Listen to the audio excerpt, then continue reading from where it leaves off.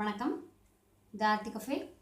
இன்றைக்கி நாம் என்ன பார்க்க போகிறோம் அப்படின்னா, புடலங்காய் பொரியல் நம்பர் 2. ஆல்ரெடி நான் நம்பர் 1 போஸ்ட் பண்ணியிருக்கேன். இது இன்னொரு வகையாக எப்படி செய்கிறதுன்னு பார்க்கலாம். அது செய்ய தேவையான பொருட்கள்: புடலங்காய் 1/2 கிலோ வாங்கியிருக்கேன். தக்காளி நல்ல பெரிய சைஸாக இருக்கிறதுனால 1 எடுத்திருக்கேன். சின்னதாக இருந்தால் 2 எடுத்துக்கலாம். 2 பெரிய வெங்காயம், கொத்தமல்லி தழை, கருவேப்பிலை தழை ஒரு 2 கொத்து, மஞ்சப்பொடி 1/4 டீஸ்பூன், உப்பு தேவையான அளவுக்கு, பெருங்காயப்பொடி 1/2 டீஸ்பூன், ஜீரகம் 1/2 டீஸ்பூன், ரீஃபைண்ட் ஆயில் ஒரு 2 டீஸ்பூன். அரைக்கிறதுக்கு ஒரு 100 கிராம் துருவின தேங்காய் டைட்டாக பேக் பண்ணது, 2 வரமிளகா, ஒரு 4-5 முந்திரி பருப்பு. இதுதான் நம்ம அரைக்கிறதுக்காக. ஸோ இந்த புடலங்காவை நல்லா அலம்பிட்டு தோல் சீவிட்டு நீளமாக மெல்லிசாக நறுக்கி வச்சுக்கலாம். அதே மாதிரி பெரிய வெங்காயத்தையும் சின்ன சின்னதாக நறுக்கிக்கலாம். தக்காளியையும் பொடியாக நறுக்கி வச்சுட்டு தேங்காய், முந்திரி பருப்பு, வரமிளகாவை அரைச்சி எடுத்து வச்சுட்டு பார்ப்போம். வெங்காயத்தை மெல்லிசாக நீளமாக நறுக்கி வச்சுருக்கேன். அதே மாதிரி தக்காளியையும் மெல்லிசாக நீளமாக நறுக்கி வச்சுருக்கேன். புடலங்காவை எப்படி நறுக்கி வச்சுருக்கேன் அப்படிங்கிறத நான் உங்களுக்கு இப்போ நறுக்கி காமிக்கிறேன்.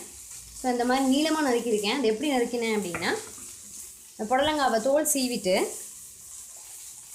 நடுவில் பாதியாக கட் பண்ணிக்கலாம். கட் பண்ணிவிட்டு உள்ளே இருக்க அந்த விதைகளை எடுத்துகிட்டு இப்படி நீளமாக வச்சுது அப்படி மெல்லிசாக அப்படியே கட் பண்ண வேண்டியதான். இதே மாதிரி ஃபுல்லாக எல்லா புடலங்காவையும் கட் பண்ணி எடுத்து வச்சுட்டேன். இப்போ என்ன பண்ணலாம் அப்படின்னா, அடுப்பில் எண்ணெய் காய வச்சுட்டேன்.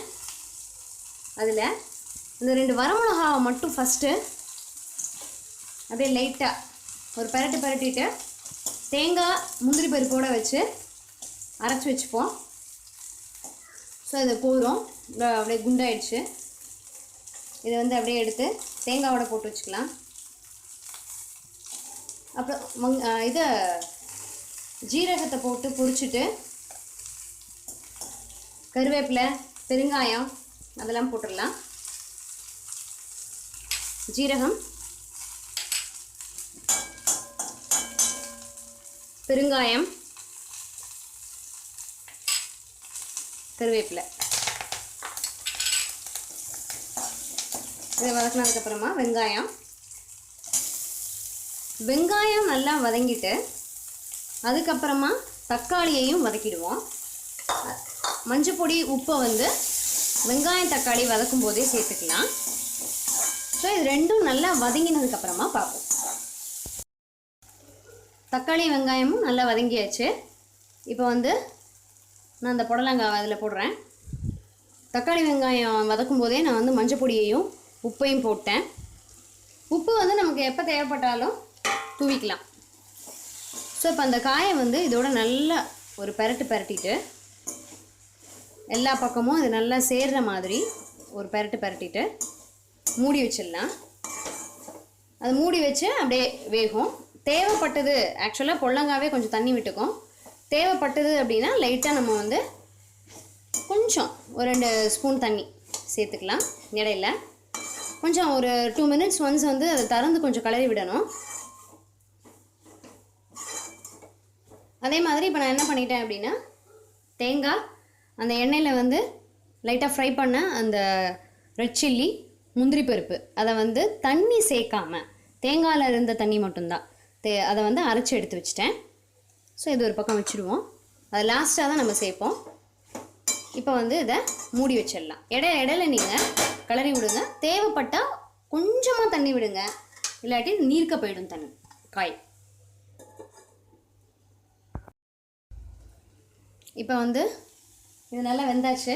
நான் இடையில கிளறி விட்டு மூடி வச்சுருந்தேன். வேகிறதுக்கு ஒரு 10 நிமிஷம் தான். மூடி வச்சு வேக வைக்கும்போது தண்ணி எதுவுமே சேர்க்கலை, புடலங்காய் தானாக விட்ட தண்ணி தான். ஸோ இப்போ அந்த அரைச்ச தேங்காய், முந்திரி பருப்பு, வரமிளகா அதை போட்டுடலாம். இது ட்ரையாக தான் இருக்குது. தேங்காயில் இருந்த அந்த துருவின தேங்காயில் இருந்த கொஞ்சோண்டு தண்ணி தான், மற்றபடி தேங்காய் தண்ணியெலாம் எதுவுமே சேர்க்கலை, வெறும் ட்ரை அரைச்சது. இதை சேர்த்துடலாம். சேர்த்துட்டு நல்லா ஒரு நிமிஷம் அப்படியே அந்த சூட்லேயே கலருவோம். ஏன் அப்படின்னா தேங்காய் போட்டு பண்ணுற எந்த டிஷ்ஷாக இருந்தாலும் அதுவும் முக்கியமாக பொரியல் நம்ம லஞ்சுக்கு கொடுத்து அனுப்புவோம். அதனால் அது வந்து கெட்டு போகாமல் இருக்கணும் அப்படின்னா தேங்காய் போட்டு அது ஒரு நிமிஷம் வந்து அது நல்லா சூடு ஆனாதான் அது வந்து கெடாது. ஸோ ஆல்ரெடி நான் வந்து ஒரு பொடலங்காய் பொரியல் போட்டிருக்கேன். அதோட லிங்க்கையும் நான் வந்து டிஸ்கிரிப்ஷன் பாக்ஸில் கொடுத்துருக்கேன். நீங்கள் அதை வந்து ரெஃபர் பண்ணுங்கள். ஸோ இது ஒரு டைப்பு, இது ஒரு டேஸ்ட்டாக இருக்கும், அது ஒரு டேஸ்ட்டாக இருக்கும். நல்ல வாசனை கமகமங்குது, ஜீரக வாசனை, தேங்காய் அந்த வாசனை எல்லாம் சேர்ந்து நல்ல சூப்பராக இருக்குது. ஸோ இதில் வந்து நல்லா ஒரு நிமிஷம் கலரியாச்சு. இப்போ நம்ம அந்த கொத்தமல்லி தழையையும் தூவி ஒரு கலரி ஆஃப் பண்ணிடலாம் அடுப்பை. கொத்தமல்லி தழையும் நல்ல வாசனை கொடுக்கும். ஸோ இந்த டிஷ் பிடிச்சிருந்தது, இந்த வீடியோ பிடிச்சிருந்தது அப்படின்னா லைக் பண்ணுங்கள். உங்கள் ஃப்ரெண்ட்ஸுக்கும் ரிலேட்டிவ்ஸ்க்கும் ஷேர் பண்ணுங்கள். உங்கள் வேல்யூபிள் சஜஷன்ஸ் அண்ட் கமெண்ட்ஸ் வந்து எனக்கு போஸ்ட் பண்ணுங்கள். இதே மாதிரி சூப்பரான அருமையான டிஷ்ஷஸ் கிச்சன் தேடி வரத்துக்கு சேனலை சப்ஸ்கிரைப் பண்ணி வச்சுக்கோங்க. ஸோ இப்போ கொத்தமல்லி தழையை போட்டு நல்லா வதக்கியாச்சு. இப்போ நான் அடுப்பை வந்து நிறுத்திடுறேன். இதே மாதிரி அருமையான டிஷ்ஷோட உங்களை நெக்ஸ்ட் எபிசோடில் மீட் பண்ணுறேன். தேங்க்யூ.